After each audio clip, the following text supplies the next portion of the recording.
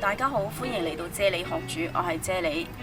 今日呢，我會用雞翼嚟同大家分享一道餸噶喎。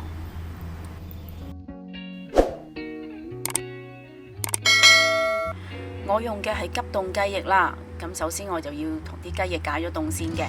咁我而家會加啲鹽同埋水啦。咁就將雞翼浸30分鐘先嘅。咁樣唔單止可以將雞翼徹底解凍啦，而且呢仲會將雞翼入邊嘅血水呢都浸埋出嚟添㗎。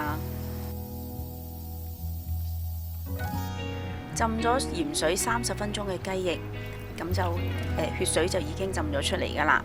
咁我哋而家呢就將佢洗乾淨啦，同埋將殘餘嘅血水呢就擠埋出嚟，洗乾淨佢啦。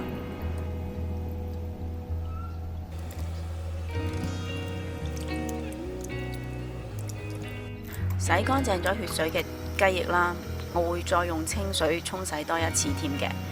咁而家睇到啦，雞翼入邊嘅血水呢係已經洗到好乾淨㗎啦。咁即係話呢，呢個雞翼煮出嚟係唔會有腥味嘅。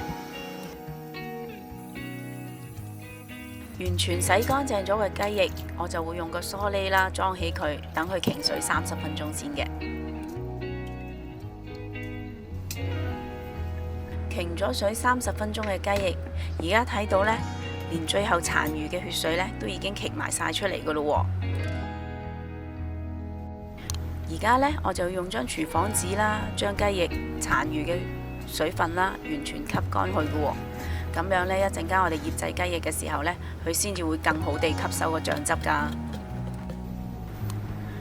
而家呢，就要開始同啲雞翼調味咯噃。咁我哋呢，就會首先落少少鹽啦，同埋少少嘅豉油啦，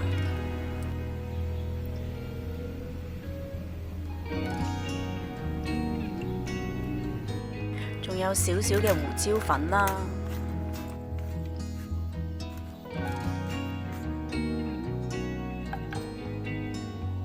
同埋少少嘅粟粉添嘅。咁我哋而家呢，就要將佢撈勻咗佢先。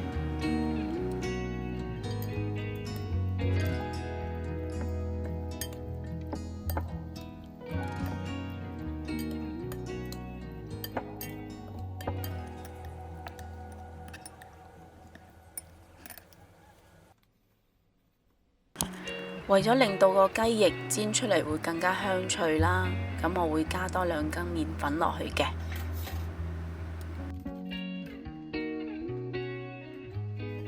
跟住我哋都係要將佢撈勻佢啦。最後呢，我仲會落啲油落去嘅喎，等啲油呢可以包住個雞翼，將啲調味料啦、肉汁啦都封住喺雞翼入邊嘅。咁我哋同樣地都係要將佢撈勻嘅喎。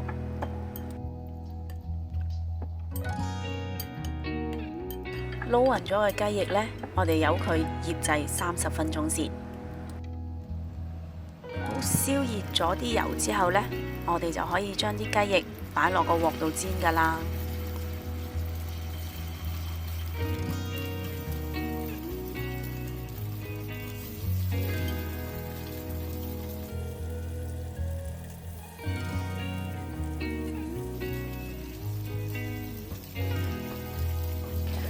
我哋而家用個大火，將雞翼嘅呢一邊呢，就煎咗1分鐘先嘅。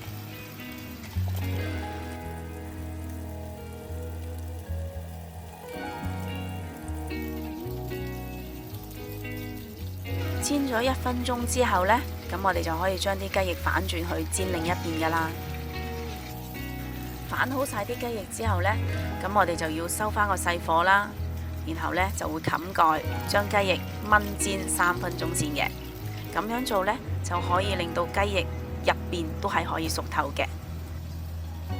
3分鐘過咗去啦，咁我哋而家呢，睇下啲雞翼熟透未先。咁我會用筷子啦，篤落去睇下仲有冇血水先。咁一睇到呢，係冇血水流出嚟噶啦，咁即係話啲雞翼係已經熟透咗噶啦。咁而家啦，我就攞支楓糖出嚟啦。咁你哋中意用蜜糖都得噶喎。咁我就會覺得楓糖呢就好味啲嘅。咁我通常呢就會落2羹嘅楓糖嘅。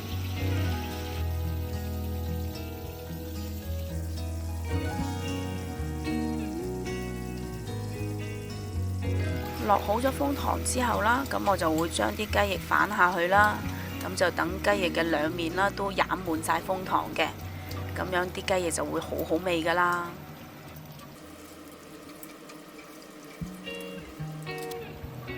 咁而家呢，就可以將啲雞翼上碟噶啦。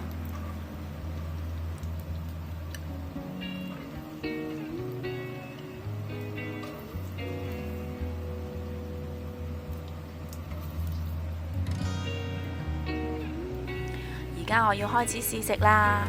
咁雞皮呢都仲係好脆嘅，咁雞肉呢就好滑和，同埋大家睇到啦，仲有好多肉汁喺個雞翼入邊噶，好多肉汁，好圓滑，